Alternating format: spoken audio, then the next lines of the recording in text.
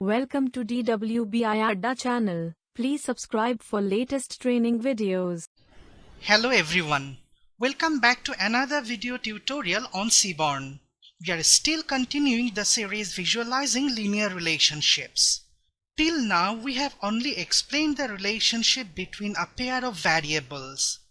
In this session, we are going to explain how the relationship changes on the presence of third variable. Let's start the session. We have already used this lmplot function to generate a regression plot for two variables. We will try to fit third variable in our plot.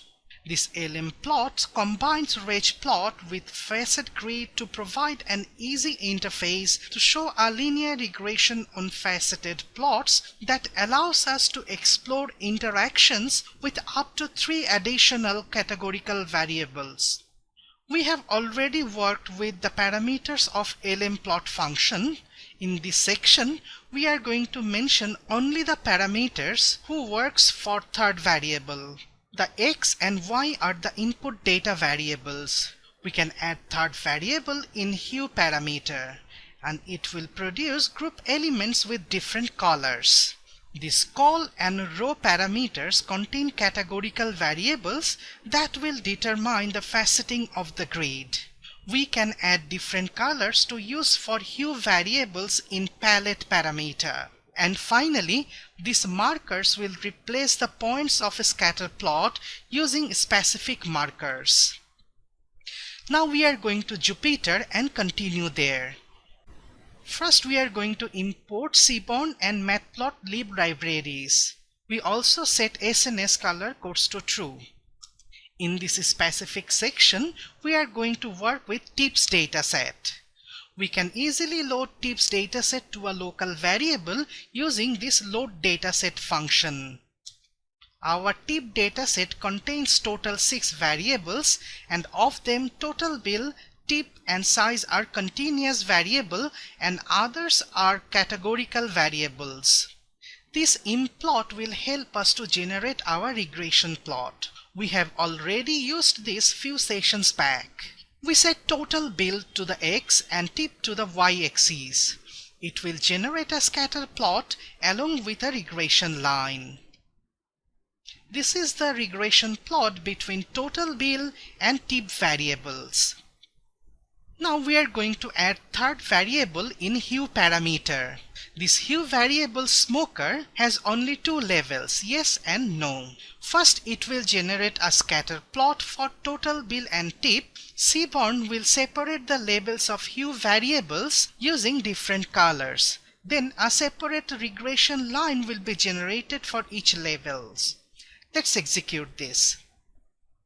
These orange points are for non-smoker, and this orange line is the regression line for these orange data points. Similarly, these blue points are for smoker, and this blue line is representing their regression line. We can change the color of the labels of the hue variable using this palette parameter, and this marker will replace the points by these specific markers. The colors have changed for hue variables and the points are replaced by X marker. We can add another variable in col parameter. We basically use a categorical variable in col parameter, and it will generate equal number of facet grids as the number of levels of the col variable. As time has 2 levels, it will generate 2 facet grid, each one for each col level. Now we have 2 different grids, and in each grid Seaborn generates the regression line for each hue level. We have all the dinner time related data in this right grid, and for this specific subset we have 2 regression lines, one for smoker and another one for non-smoker.